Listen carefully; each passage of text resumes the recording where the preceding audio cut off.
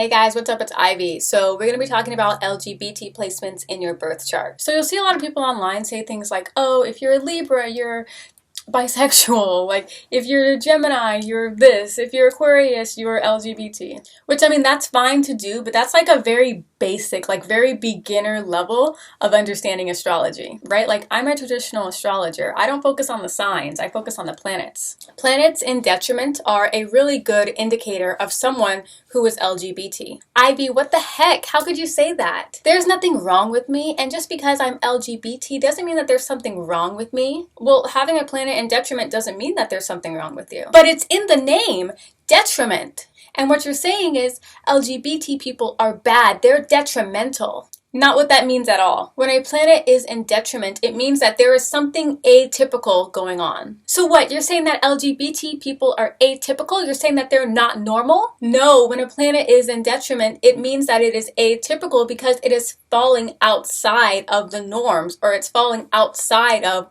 what's expected of it. We currently live in a society where it is assumed that you are going to be straight, and it is assumed that you are going to be cisgendered. So when a person comes forward being LGBT, it means that they are falling outside of what is expected of them in their society. A planet in detriment isn't saying anything about who you are as a person or your worth or your value. It's talking about the environment that you find yourself in and how your environment doesn't perfectly align with you. Let me give you another example. Let's say that it's the 1920s and I decide to open my own business. I would probably have a planet in detriment in my chart. Why? Well, because I am a black woman and it is the 1920s. The environment of the 1920s did not support black people being autonomous in this way. Does it mean that there's something intrinsically wrong with me?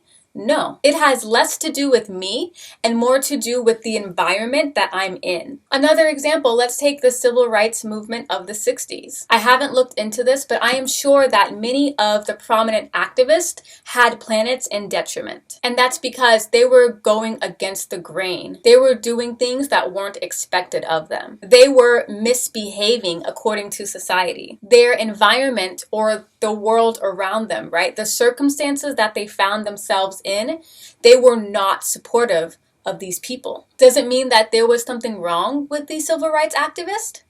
No. It means that who they are, what they stood for, what they wanted, was opposite of the world that they lived in. This is one of those things that you have to unlearn when you come from modern astrology. We're taught that the birth chart is us, right? Like, this is who I am. I'm my birth chart. You know, we can become very individualistic.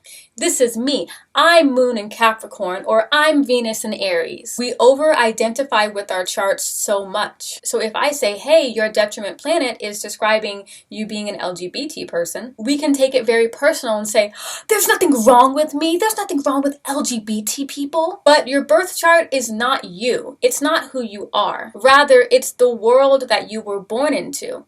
The environment that you find yourself in. We call it the realm of karma, or the realm of circumstance, right? Like, you can imagine that, like, this pencil is you and God is just like holding you like this, and he's just like, where are you gonna fall? Where are you gonna fall? Oh, you're gonna fall right there. And then you just find yourself somewhere in space, somewhere in time, somewhere in the world. You find yourself in circumstances that have nothing to do with you, or circumstances that you didn't get to choose. And you can find yourself in a place that doesn't really support you. Your birth chart is not who you are. It's the story of your life. And a lot of things in life really have nothing to do with you. I say this to say, having a planet in detriment means that you and the environment that you are in are not meshing well, which is why a planet in detriment can represent someone who is transgender, because the environment that a transgender person finds themselves in is cis-normative. So it doesn't support them very well. Doesn't mean that there's anything wrong with them. It just means that they're falling outside of expectations or falling outside of norms. Now, in 20 or 30 years, when